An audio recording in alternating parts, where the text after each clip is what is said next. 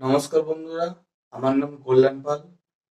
আমি এই বছর এসএসসি জিডিতে কোয়ালিফাই করেছি। এখনো ফিজিক্যাল বা মেডিকেল বাকি আছে। তো আজ আমি তোমাদেরকে জানাবো যে SSC GD job profile. SSC GD আসলে কি ধরনের পরীক্ষা, এসএসসি জিডি দেওয়ার পর তুমি কোন কোন ফোর্সে যেতে পারবে, তোমাদের পেমেন্ট কত, এর জন্য যোগ্যতা কেমন লাগে, সব তোমাদের এই ভিডিওর মাধ্যমে জানাবো। তো যাই হোক, শুরু করা যাক ভিডিওটা। প্রথমে তোমাদেরকে বলে রাখি কি এসএসসি জিডি তে যাওয়ার জন্য তোমাদেরকে শুধু 10 পাস হলেই হবে। তার সঙ্গে সঙ্গে তোমাদের জেনারেল যদি তুমি হয়ে থাকো তো তোমাদের 18 থেকে 23 বছর পর্যন্ত তোমাদের বয়স হতে হবে। তুমি যদি ওবিসি হয়ে থাকো তো 18 থেকে 26, আর যদি তুমি এসসি বা এসটি হয়ে থাকো 18 থেকে 28। ইডব্লিউএস বা এক্স সার্ভিসম্যানের জন্য কোনো ছাড় নেই বয়সের জন্য। তারপর তোমাদের একটা প্রত্যেকটা স্টেটে আলাদা আলাদা কাট অফ বের হয়। এই প্রত্যেকটা যেটা স্টেট আছে তোমাদের, তুমি যদি কোনো স্টেট থেকে অ্যাপ্লাই করলে তোমাদের প্রত্যেকটা আলাদা আলাদা স্টেটে কিন্তু আলাদা আলাদা কাট অফ বের হয়। এরপর বলে রাখি যে যদি তুমি এসএসসি জিডি তে চাকরি পাও তো তুমি কোন কোন ফোর্সে যেতে পারবে। সবার প্রথমে বলে রাখি, তোমার এসএসসি জিডির জন্য তুমি যদি এক্সাম দাও তো তুমি BSF, CRPF, ITBP, SSB, Assam rifle, SSF আর এনসিবি, এই ধরনের তুমি কিন্তু ফোর্সে যেতে পারবে, যেটা তুমি চয়েস থাকবে তোমার, ঠিক আছে। তারপরে তুমি তারপর তোমার যেটা হবে, সব থেকে প্রথমে তুমি যদি এসএসসি জিডি একটা ফর্ম অ্যাপ্লাই করলে তোমার সব থেকে প্রথমে যেটা হবে সেটা হলো তোমার এক্সাম। তো এক্সামটাই হলো বড়। এক্সামটা যদি তুমি কোয়ালিফাই করে যাও, তুমি ভেবে নেবে তুমি 50% তুমি চাকরিটা পেয়ে গেছো।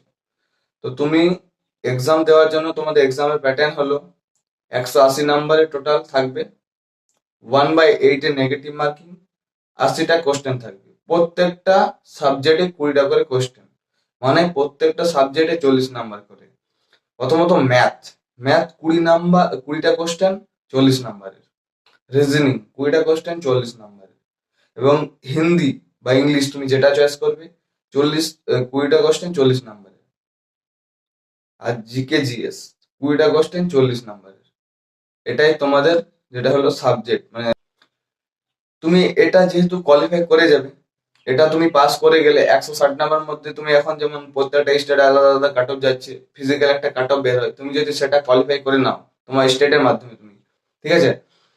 তারপর তোমাদের ফিজিক্যালের জন্য ডাক পড়বে। তো ফিজিক্যালে তোমাদের কিভাবে প্রস্তুতি নিতে হবে, ফিজিক্যাল তোমাদের কিভাবে কি করতে হবে, সেই ফিজিক্যালে কিভাবে তুমি প্রস্তুতি নেবে, কিভাবে তুমি সবকিছু করবে, তো সেই ভিডিওগুলো আমার চ্যানেলে আমি প্রতিদিন আপলোড করব, ঠিক আছে। তো আমার চ্যানেলের সাথে তুমি জুড়ে থাকতে পারো।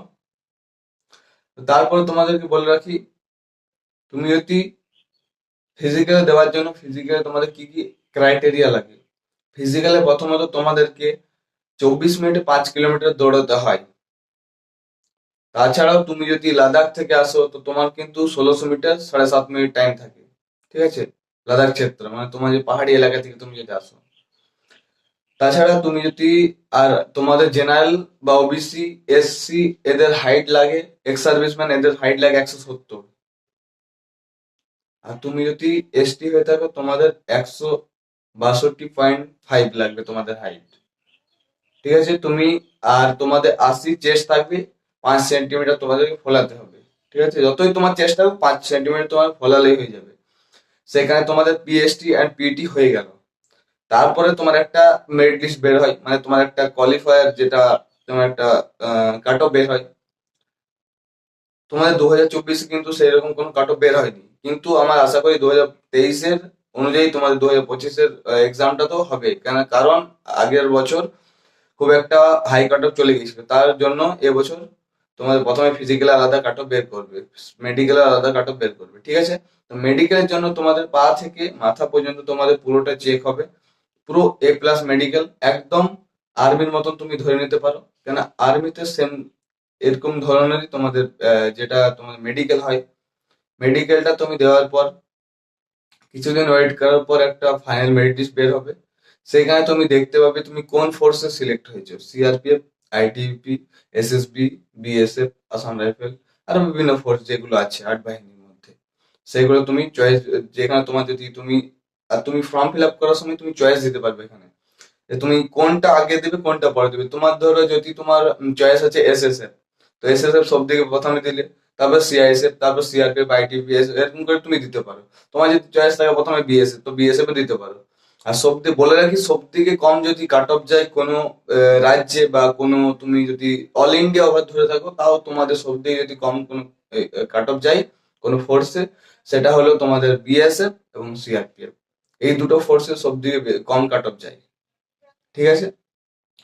এই যে ফর্মটা তোমাদের 2026-এ বের হবে, তোমরা হাতছাড়া করবে না, কারণ তোমাদের একটা ভালো সুযোগ আছে এসএসসি জিডি তে তোমরা একটা ভালো চাকরি পাওয়ার জন্য।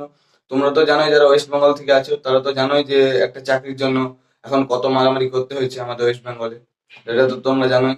তো তার জন্য বলবো যে তুমি ভালো করে একটা প্রিপারেশন নাও, এবং কি করে কি প্রিপারেশন নিতে হবে, কোন চ্যানেল থেকে তোমরা প্রিপারেশন নেবে, কিভাবে নেবে, সেটা একটা পার্টিকুলার আমি ভিডিও বানিয়ে দেবো। এবং কেমন কেমন বই তোমাদেরকে কিনতে হবে, বা তুমি কোন কোন বইয়ের মাধ্যমে তুমি পড়াশোনা করবে, পিডিএফ এ পড়াশোনা করলে হবে কিনা, মোবাইলে কোনো ব্যাচ কিনতে হবে কিনা, না তুমি পেড ব্যাচ বা ফ্রি ব্যাচ কিভাবে পড়বে, কিভাবে পুরো প্রিপারেশন নেবে একদম জিরো থেকে তোমার ফাজি বানানো পর্যন্ত, তোমার এরা সকলে হেল্প করবো। কারণ আমি ফিজিক্যাল এসএসসি জিডি এক্সামে 2025 সালে আমি অলরেডি পাস করে গেছি। ঠিক আছে?